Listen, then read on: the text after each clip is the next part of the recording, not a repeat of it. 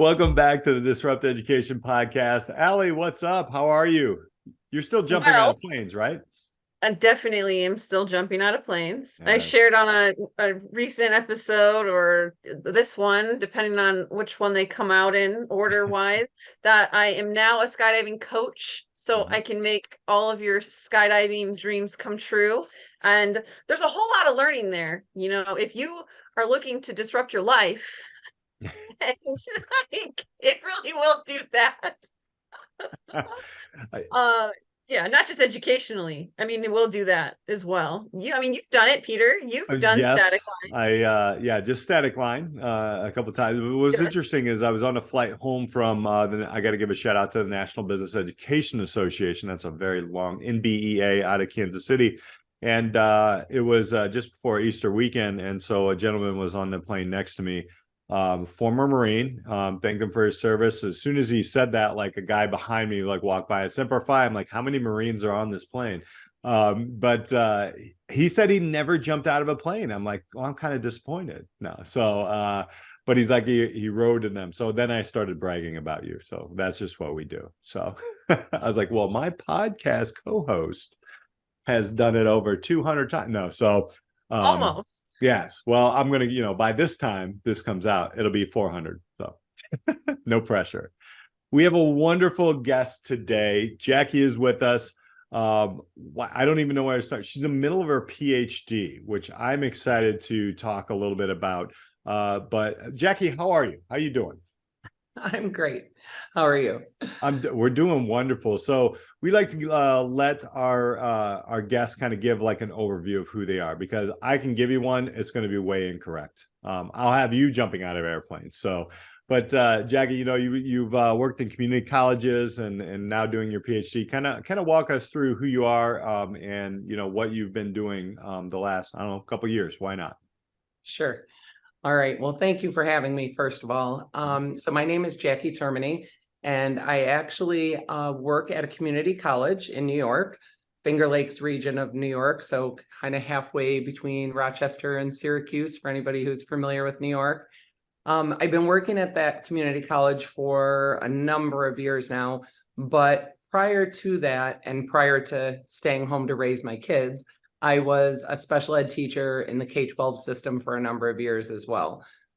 So when after I took that little hiatus to have kids and I went back, I had an opportunity to work at our local community college, and it was really a great fit at that point in my career, especially. And so I started out as an adjunct instructor, and then I became a full-time instructor there. And luckily, I had this opportunity that came up while I was teaching, because we had a new sort of director of assessment on campus. And turned out that through a strategic plan grant and some other opportunities, she offered me the opportunity to head a program that she had a great idea about, but really didn't intend to run it. She just proposed the idea and then said, how would you like to run it? So that's kind of how it came up. So it was an awesome idea, though. She's an amazing individual. And basically we just wanted to connect with our K-12 partners, because up to that point, as most of you in education know, we live very siloed, existences pretty much. So it's nothing for a college professor to talk about K-12 or for a K-12 teacher to talk about college.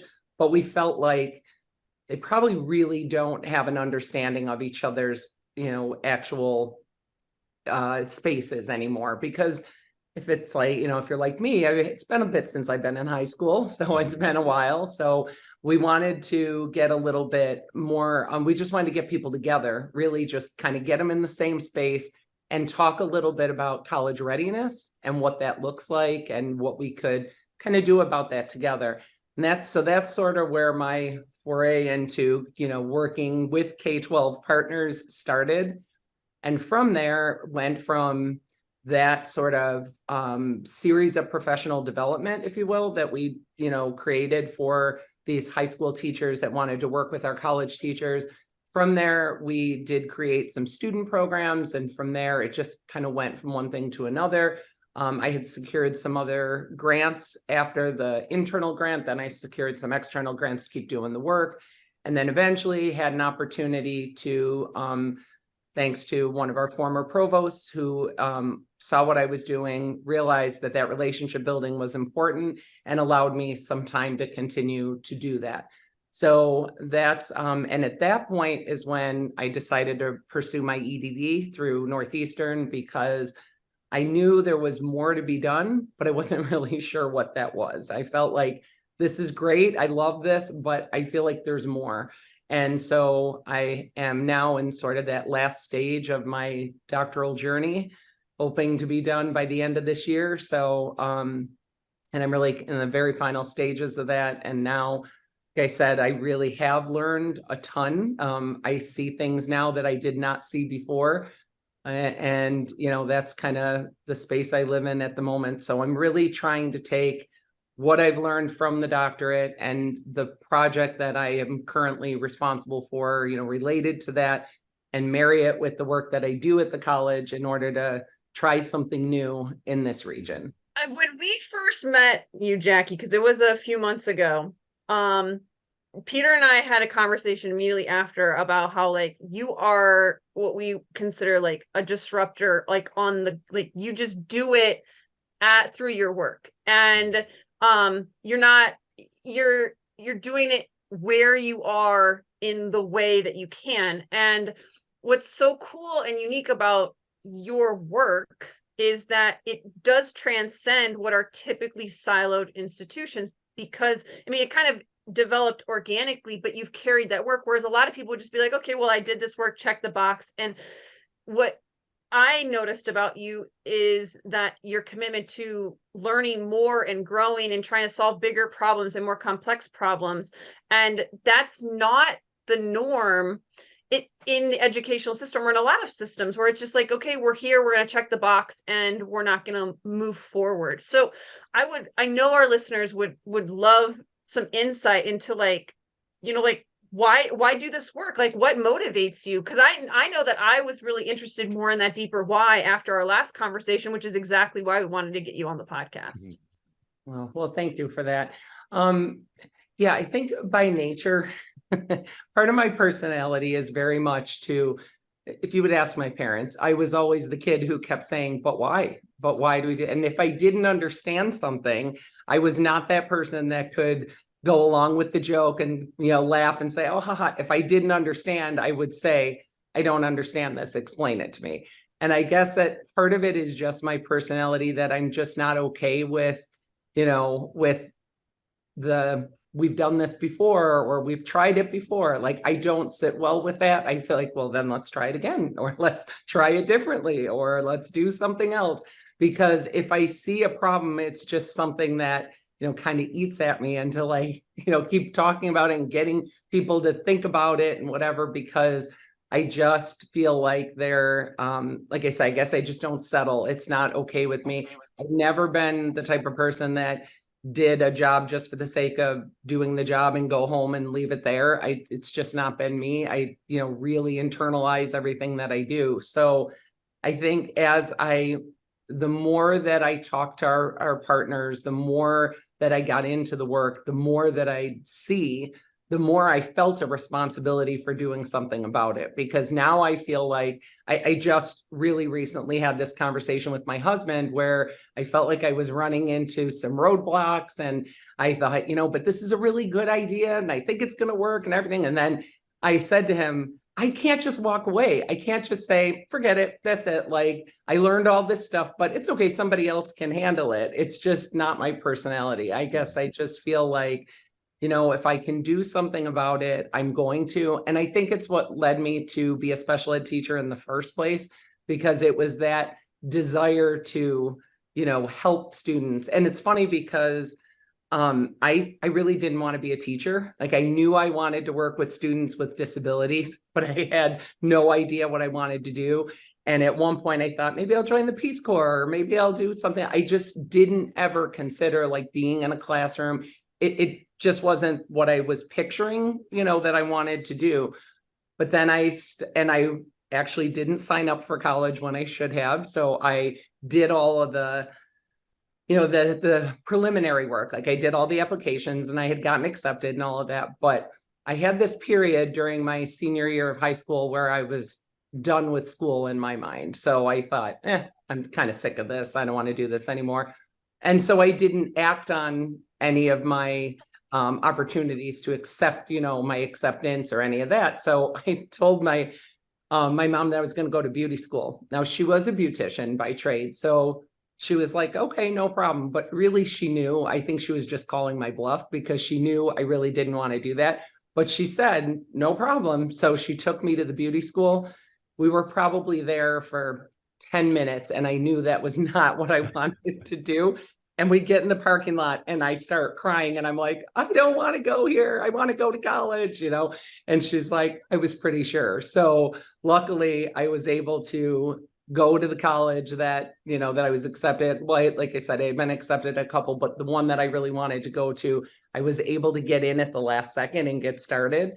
But even then I thought, well, what do I want to do? And again, I wasn't sure what it was. So I signed up for a major in social work, but I coincidentally took a class for an intro class to exceptional education. And as soon as I took that class, I was like, okay, this is exactly what I want to do. I want to be a teacher and then that was it. But it's funny. And I went on not only to get my bachelor's, but I went right on to get my master's. I was working and then going to school part-time, but later everybody teased me that, my father, especially, he's like, I couldn't get you out the door the first day at the orientation.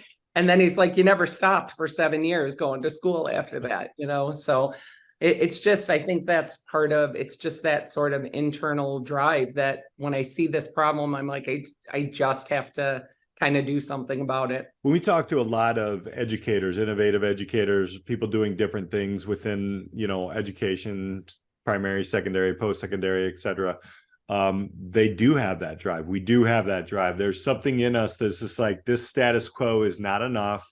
The people who like the status quo, frankly, scare me. So that's what, but I also, want our listeners to understand this, and I'm going to ask you about this as well. What a lot of people don't really understand, now educators will know this, but the silo between post-secondary, especially colleges and universities, and high schools, there's not a lot of communication there. There's a check the box kind of relationship, which is very interesting. And I think, like Ali put it, that's what's so interesting. Like you're like started to ask, but why to that? Which is where, I want to kind of pose this question. Well, number one, what are some of the biggest misconceptions between the two that you've seen? And then what are some of the interesting things that you're starting to find between the two, and as you're building some think tanks? Yeah. So if I could go back a little bit, I think I can give you an example that will help with this in terms of the silos. So as I said, when we started the program, it was meant to be a series of, we developed a series of professional development opportunities for these teachers. So the very first thing we asked them to do when we paired a teacher, so I had a high school teacher in one of our local districts pair with, one of our college teachers by content area. So a math teacher and a math teacher, English teacher, like that. And initially, the person who proposed this program really was focused a lot on curricular alignment, which I thought was a great idea until I realized that a lot of the courses in high school and college are not really one-to-one. So, something like English, at least in the state of New York, you have to take 4 years of English. So you will, seniors in high school will take an English class in order to graduate. So with something like that, sure, I could look at English 12 and then look at our first year composition course, English 101 at the college. And we could make sure to scaffold some outcomes and things, and that might have helped students. But the first thing we found when we were actually putting the teachers together is the misconceptions between the teachers. So for instance, these are my two favorite examples and I use them all the time, but one of my colleagues at one of my English instructors from the college was sitting in the high school class. And when he came back, he said to me, oh my gosh, really? I totally forgot. You have to ask to go to the bathroom. You have to change to a bell, like from one class to another. You have the same class every day for 45 minutes. Like all these things that we say, well, I was in high school, I know that. But if you've been teaching at the college for a number of years, you totally forget, right? And then the other example is that the high school teacher, one of the English teachers, came up to me and said, okay, so for years, I've been saying to my students in high school, you're never going to write in first person in college, okay? That you can't write in first person. He said, and then I observed one of your English teachers, and you know what I found? And I said, I'm pretty sure I do because I teach the class. Let me guess. They were writing a personal essay and using first person. And he's like, exactly. It's like, why was I telling them that? I said, I don't know. Why were you telling them that? But it's like such a perfect example of like the teachers have no concept in some ways of what's happening in either space. And we're trying desperately to prepare each other or, to prepare the students. Like I know, Kate, the high school teachers are doing everything to pass the students off to us, and we're doing everything to take them, but we're doing it based on too many assumptions and not enough of the reality. And that's part of the problem. So I think that's the one big takeaway that I had is like, we're just not on the same playing field a lot of times, first of all. The other thing was almost immediately, even though our initial focus was on curricular alignment, almost immediately we discovered that wasn't the problem with the transition, because I will speak for the teachers in our region. I don't think it has anything to do with academic preparation that makes students struggle. It's that transition to a whole new space without any support, without any real preparation for it, that ends up being the issue. So when my colleague who I said thought you have to ask to go to the bathroom and all of that, if he sees students in his class, if he hadn't gone to that high school and he was just teaching as usual, right, in his room, and somebody asks to use the bathroom, he'd probably say, just go. Why are you asking? This is college. But we forget that 2 months ago, they weren't a college student. 2 months ago, they were a high school student. And did anybody tell them that? Did anybody prepare them for that? And again, this is not a slight against the high school teachers. It's just, you're focused on your content as you should be, but then who is focused on all that other stuff? Because we don't, especially in New York, we don't have room in our curriculum for anything else. So it's like, well, then where do we do this stuff? Allie knows I let the kids go to the bathroom by themselves. I'm like, just give me a point. No. So. Yeah. I mean, it would depend on the class I was teaching. Freshmen typically had some kind of sign out thing. Juniors, I hated being asked, but but then you also have like administration in the high school level that, could dictate and swing it one direction or another. And, so there's a lot of levels to that particular transition. But to your point, Jackie, of these assumptions and these things that don't cross because you don't know.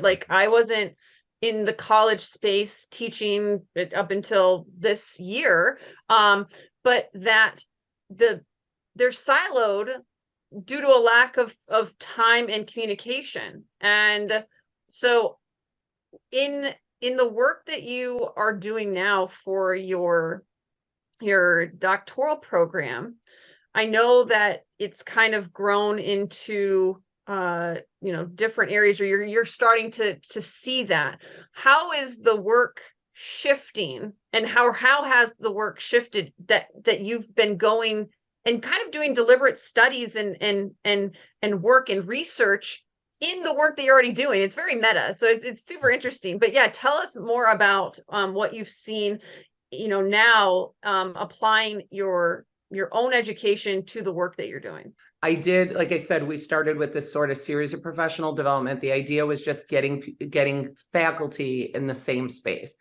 Very helpful, but we did get to a point where after a while, even though we were trying to create little projects and things, because, I said, your action after you've done that visit and you've come to my 2 days of professional development and you've come to the guest speakers and all that, in the series. Now I want you to come up with a small, significant sort of problem that you want to work on. So I asked them, the teachers, to come up with something little they could do. And it could have been something simple like go back to my department meeting in the high school and say, we need more conversations like this. Like this is, something we need to do. So, and we did a few of those things, but eventually it got to a point where we were just sort of stalled. And I thought, this is again where I kind of thought I need to find out more. So when I entered my EDD program, the first question is, what is your problem of practice? So what is it that you want to do? So I focused on that sort of college readiness at first. Then I expanded it to kind of career readiness in college and career. Then as I kept taking more classes and continuing to do the work every day, I kept struggling a little bit with that. So it is funny, Ellie, that you asked that, because I thought if you could talk to my dissertation chair, she would tell you how much I struggled with, well, how much of this is for my dissertation? How much is it for my real job? And how much of it is, and I kind of struggled with that back and forth until I realized now there was a way to kind of bring them all together. But so as I went through the multiple iterations of what I thought I wanted to do by the end of the program, I now settled really on career awareness or career exploration, that kind of thing, because what I noticed is that a lot of the things that we were talking about related to academics and what we were talking about related to, students, their desire to keep going and their desire to understand, their misunderstanding with why they're doing what they're doing. Because students always ask that, like, how does any of this that I'm doing in high school relate to what I'm doing later? So as I kept going through that and researching more about careers and everything, I found that if we could give students more of an opportunity earlier to explore some of this stuff, we would have a lot more luck with students kind of sticking with it. So the way that, my work every day, what I was hearing from students on a regular basis really impacted my project and then is now impacting my work. So it kind of keeps going back and forth, is that it really pulled me more towards that career focus and how to really get students ready for what comes next, but not from an academic standpoint. So what we were calling college readiness originally, we realized immediately was more than academics. And then thinking about the more is what got me to the point that, okay, so where are students struggling? And the two things that I've discovered in the time I've been doing my research is, one, they don't know about all the jobs that are out there in any given career. So if you are interested in medicine, you probably know about a doctor and a nurse because you've seen them.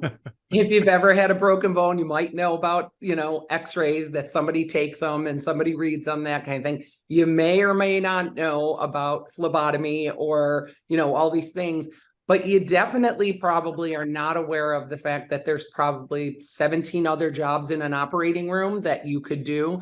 There's so many other aspects of medicine, even if you don't want to do the medicine part, but there's other related things.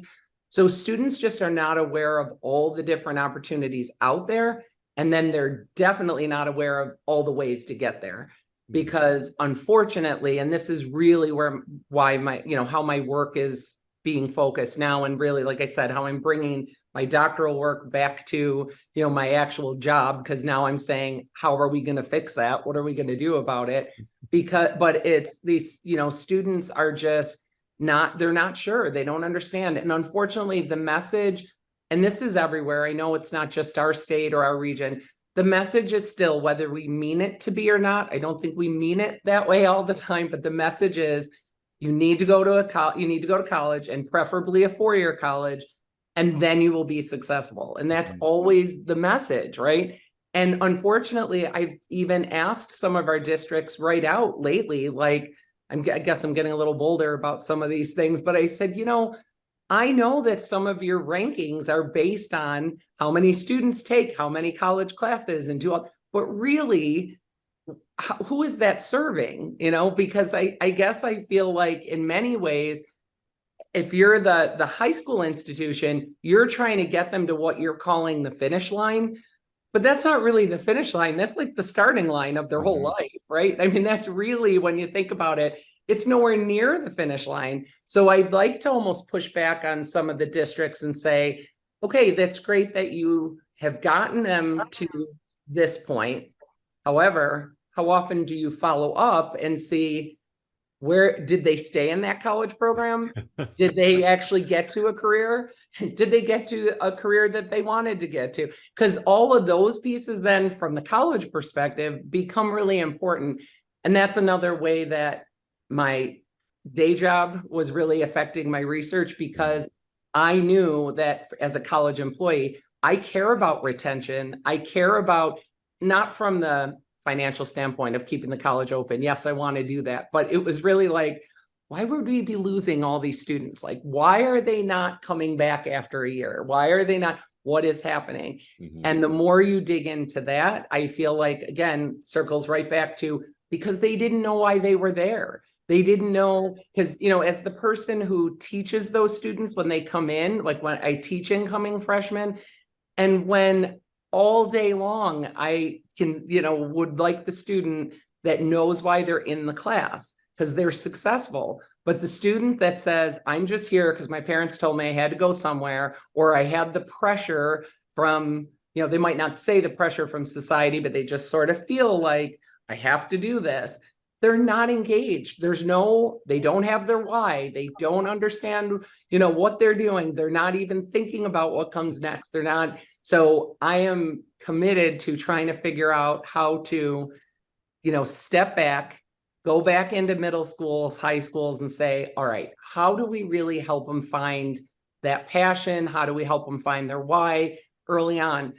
Some of the pushback will be, you know, oh, well, students don't know what they want to do for the rest of their life at that age. No, they don't. But most adults you talk to say the same thing. So clearly we could at least get them started on a path, right? We could, and we should be teaching them that you can change your mind.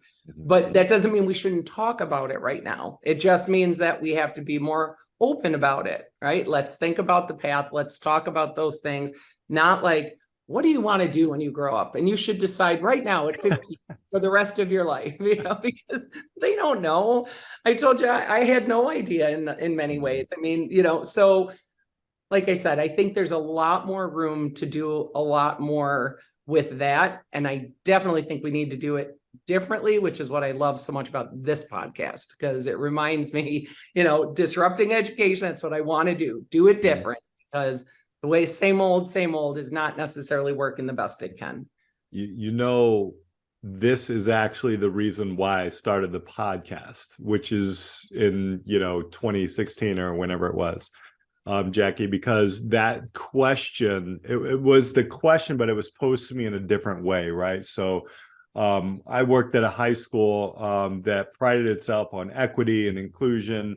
And, you know, every high school is trying to do that. However, they were playing the status quo collegiate game.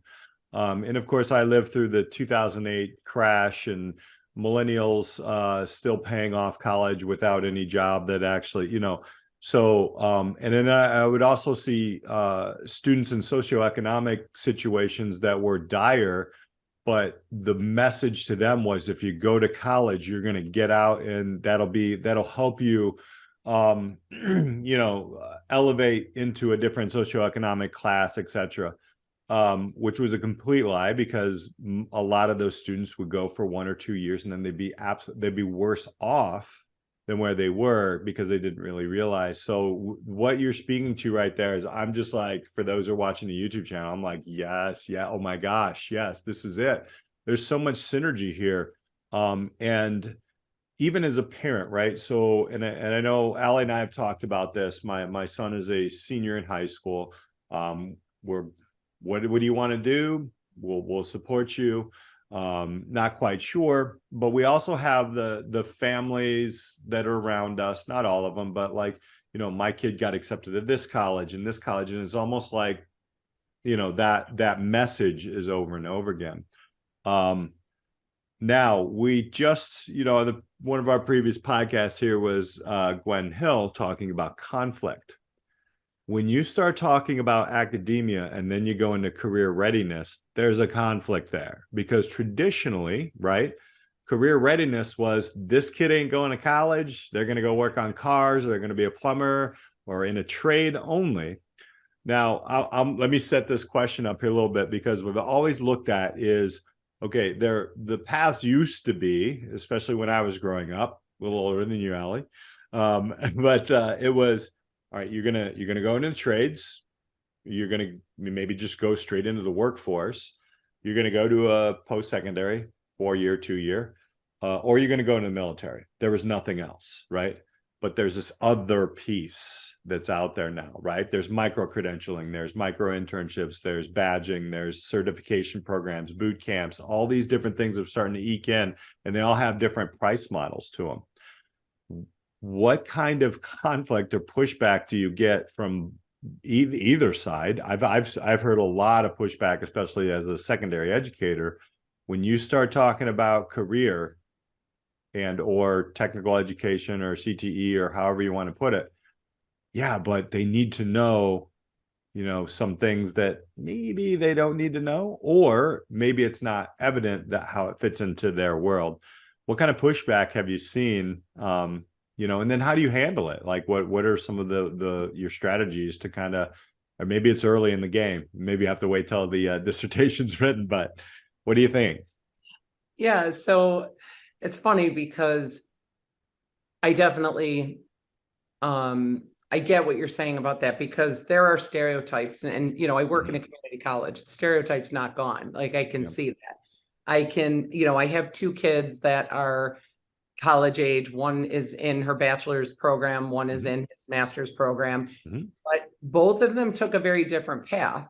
And my daughter was not really, like, my son wanted to be a teacher, knew he wanted to be a teacher. He was an academic right from day one. Like, school came easy to him. He was just very well read, very good. It was easy for him.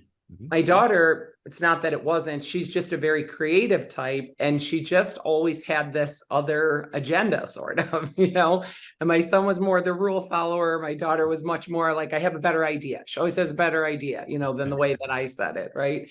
So they're very different. And I could see that there was pressure, like, for even my daughter, because her guidance counselor, just because she knew, her school counselor, just because she knew my son and because of the path he took, she said, oh, well, she could do it too. I don't have a doubt in my mind that she couldn't academically handle the same rigorous sort of path that he took, but she just didn't want to. And I think until I discovered, because I was at fault too for just saying, well, we know you can do it. And we sometimes do that. Like, you have all this potential, but really, who am I to decide, right? Like, what she wants to do or how she wants to do it. Now, I'm not saying, it's a free for all, like, she can't, make all those decisions, but I'm saying, once I finally got to the bottom of it with her, because her and I, her junior year, were just fighting back and forth, because she just didn't really like school, because she didn't like the classes that she was taking. And eventually I offered her a different opportunity, because the college I work at allows for students to come and take classes during their senior year. So with senior year of high school, she only went to her high school for a couple classes. Then she came home, had lunch. Then she came over to the college in the afternoon and took a class or 2 there, for 2 semesters. And then she became a community college student. And she flourished in that environment. But again, there were people that I could see that as soon as I talked to, so even pushback in my own life, like when other, high school parents are asking you where your kid's going, and they have all of it, it's still there. It's definitely still there.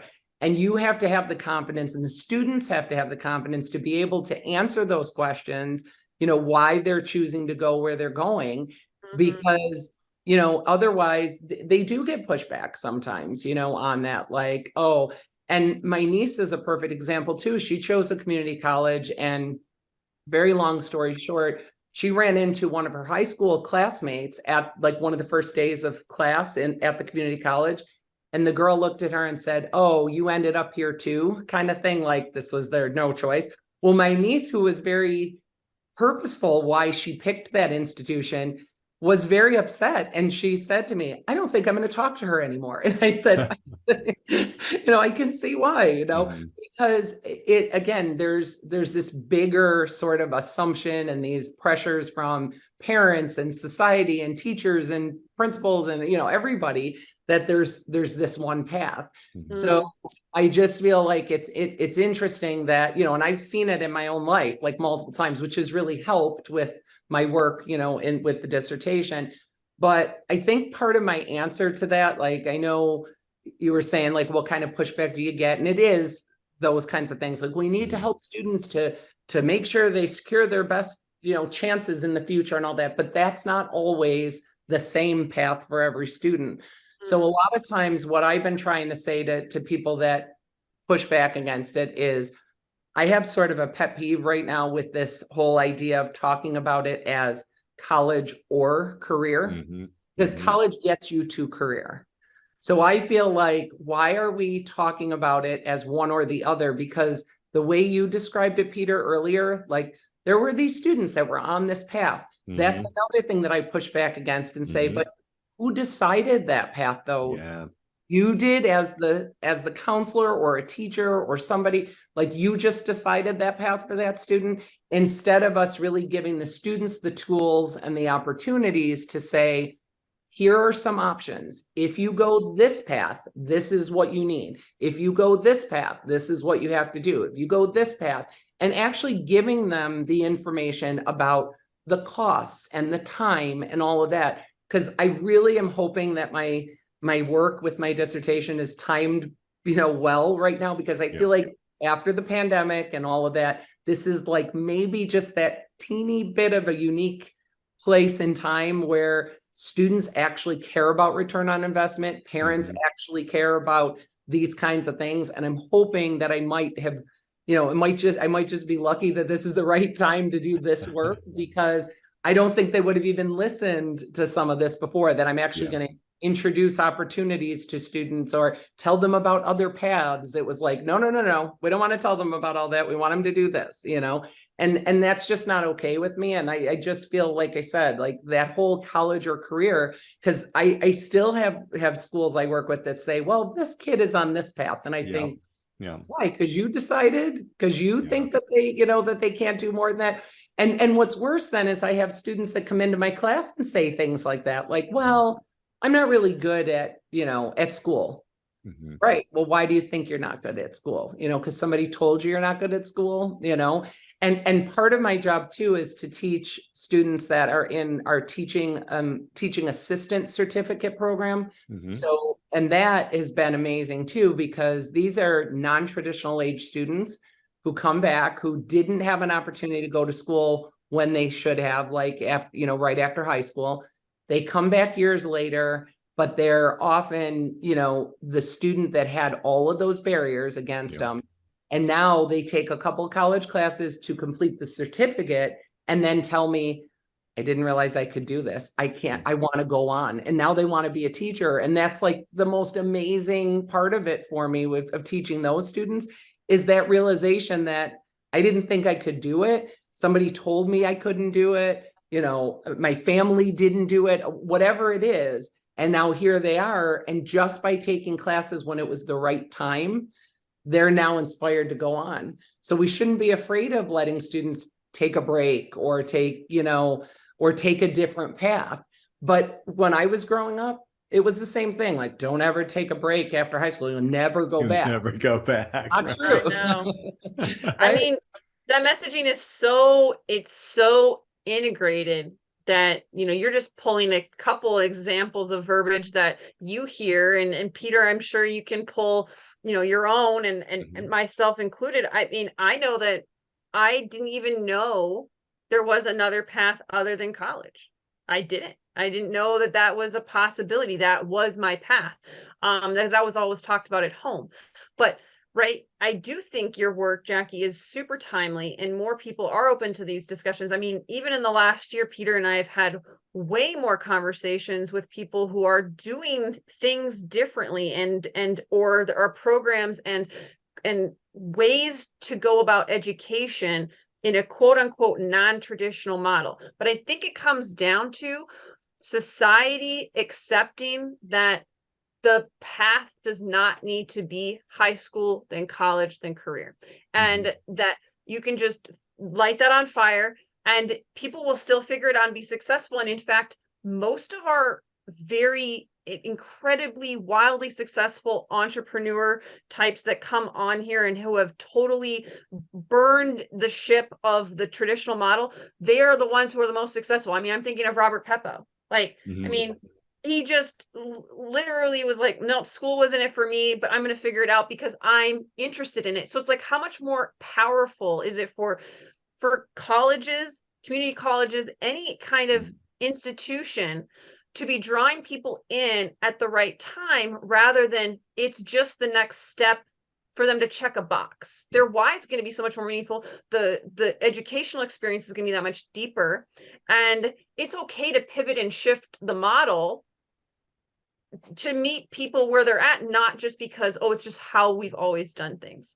So I think that your work will be very timely and needed so that more people can hear about this type of work, and that even you're in the work, right? Like that's what's so beautiful is you're saying like, look, I'm in this work, but I also am going to push back on it because I can see a bigger picture.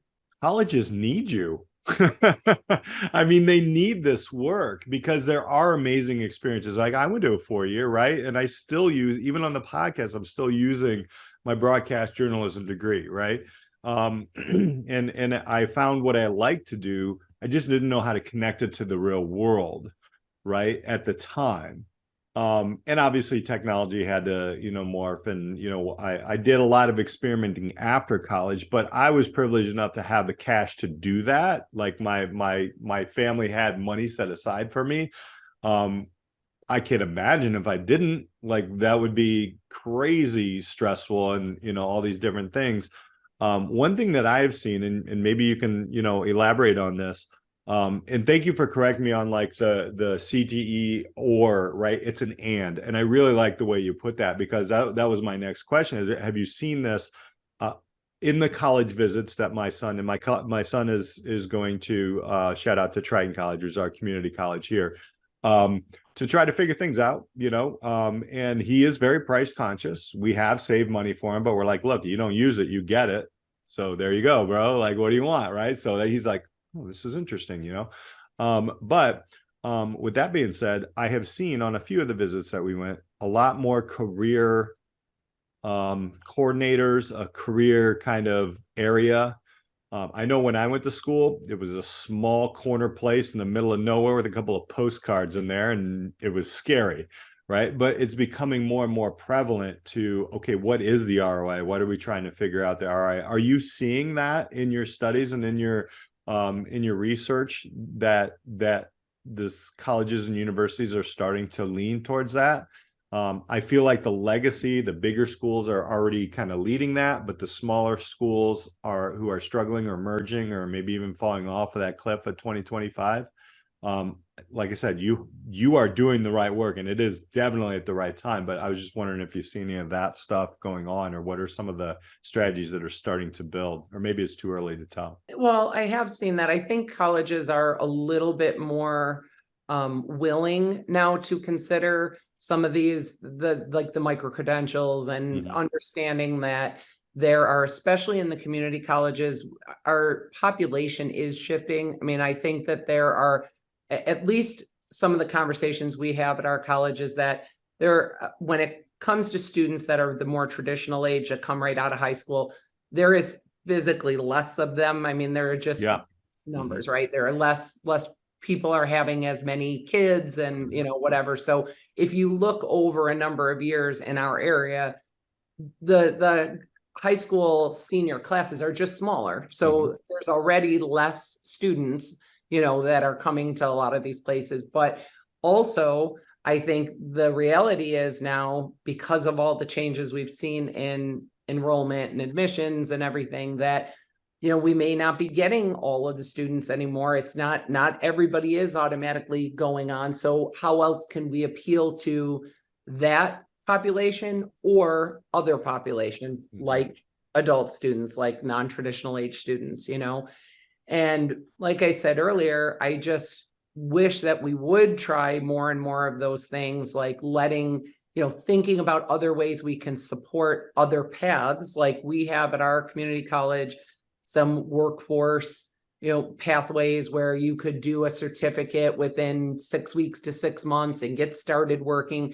Because again, there are students that could take that path, and now the institution they're working for, the business they're working for, may pay for them to go back to school and to finish. So when you talk about ROI and you talk about, these other opportunities, plus a student that comes out of high school that's just not ready, and I don't mean academically, they're just not mentally ready, they're just not there, they're just not sure, whatever. What a great idea for them to try something, see if they like it, figure it out. It's much less of a cost, for them to do that. And they may find, something else along the way. And I just feel like that's why I'm sort of committed to, we not only have to talk about this stuff, but we actually have to give them opportunities sooner. Because again, to use my family as an example, but my nephew recently he's a senior in high school this year. And when he was talking to my husband and I about a year ago, he was like, I don't really want to go to college. I like the social part, don't really like the academic part, not really sure. He kept going back and forth and always talking about all these careers that he could have that didn't require college. So as the time went on and he started doing some volunteer work at a local youth court in their town, he literally said, as he was going through the working at youth court, he said, "What does that lady do? I liked that." And that's exactly how the conversation started. And then my sister, who works for child protection, talked about what this woman did. And then we connected all the dots because he talked to this person and that person. And then we realized it was more of a social work, human services kind of field he was interested in, but truly because he saw a person and said, I don't know what that's called. I didn't even know it existed, but I like what she does. Yeah. She works with the kids. She talks to the kids. She talks to these kids that are in trouble in court, And from there, we were able to talk to him. And, luckily he has a mom that, knows how to do this and look into it. But think about the kids who don't, right? Those are the kids that I worry about. So if they don't have an aunt and uncle that work at a college, and they don't have a mom that helps them to look into those things, and they don't have other aunts and uncles that are in the field that can help them figure it out, how are they going to figure that out? And again, if he hadn't had that opportunity to see a person, he would have never connected. And then I brought him on our campus and I introduced him to somebody who works in the human services, area. And he came out of her class, he observed one class, and he came out of her class and said, so I'm thinking maybe I'll go on for my master's and whatever. And I looked at him like, who are you? You told me a year ago you don't even want to go to school at all. And now you're considering your master's and starting your own business on the side, doing, counseling and all this stuff. But it's just that's one of my sort of inspirations. It's such a good example of, do you know how many kids are in all the high schools in our area that are probably going through that same thing? Yes. There's so many of them. And I'm quite sure that if they don't have the person to say, let's try this opportunity, let's do this volunteer thing, let's connect with our businesses, let's do all of that, then they're just never going to see that other opportunity. If you're in it and you say, if your hands are in it and you say, I like this, but I don't like that. I mean, what a cool way to figure out, what you want to do. Because I hear all the stories of college students and that's why they come back to the community college sometimes, all the students that went to the four-year college that come back and say, I got all the way to the end and realized I didn't want to do that. I mean, how many times have you heard teachers say, I got to student teaching and realized I don't want to do this. You do it day one. Exactly. And then they're like, and then I finished because I didn't know what else to do because I'm in my senior year. Now, what do I do? So if we could help them figure that out sooner, it would save a lot of time and money and anxiety more than anything, because then that feeling of, well, now I just have to do this job. Well, I don't think those are the best teachers. They feel like they just have to do the job, right? Yeah. And you certainly don't want your surgeon to feel like that. Or I just gotta today. remove this gallbladder. I just have to do this, So and I'm sure they don't, but you know what I'm saying. Like, Love that analogy. Yeah, it's just like, yeah. So I don't know. I Nice. just feel like if we can give them more opportunities sooner, it just might help some of those students, and especially it'll help them to, combat that feeling of like, well, my family doesn't do this, or my family, we're not college people, or we're not, because unfortunately that, I see that a lot. And I feel like, or you are a college student, right. You're college material, because you're right. Exactly. Love that. This is why it's timely, Jackie. This is why you're hitting it right at the time. Before we jump into like how to connect with you, I always got to ask Allie, there's a lot here on the plate. Jackie's bringing it. I love this. What are your final thoughts? Oh, I've got it this time. So for the non-traditional student, who could even be my grandpa, who lives, who is 90, almost 92, almost 93, there is no end to education. You can redefine your life at any stage, and colleges and any kind of educational institution should be capturing that lens, because you can redefine and get excited about something new at any stage. So I'm going to encourage my grandpa to be like, what are you learning about?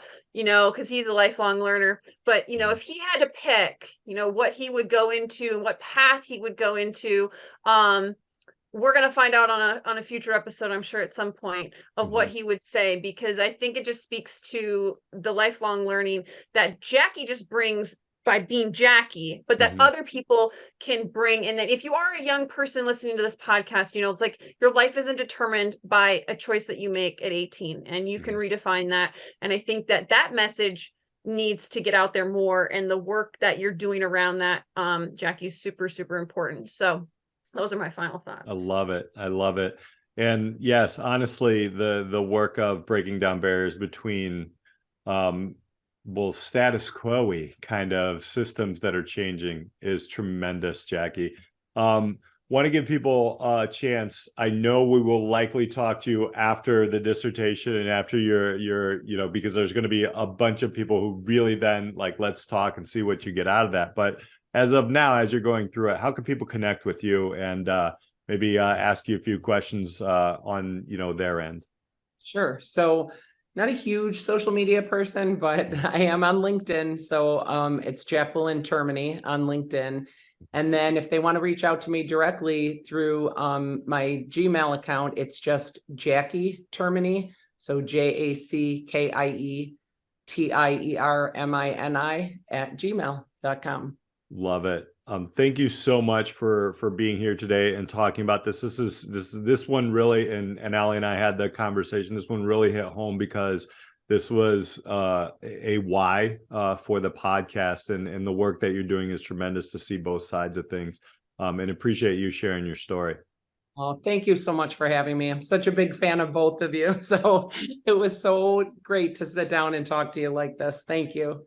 Thank you. And for Allie Privet, I'm Peter Hostrasser. Thank you all for listening. We'll catch you next time on the Disrupt Education Podcast. Thank you so much for joining us on this week's episode of the Disrupt Education Podcast. Be sure to like and subscribe so you never miss an episode. Are you ready to disrupt the educational arena you're a part of? For more ways to get involved in the work we do here at Disrupt Education, check us out at disrupteducation.co or find us on LinkedIn at Peter Hostrasser or Allie Privet. Our mission here is to help facilitate and amplify changes in the educational system through local initiatives and help you scale them into community movements. Our building network of disruptors in education are working to move beyond scores and grades as the only measure for student learning. If your school district, college, campus, or organization is looking for facilitators of this work, reach out on our website or social media. And if you have any thoughts or feedback on this week's episode or any episode,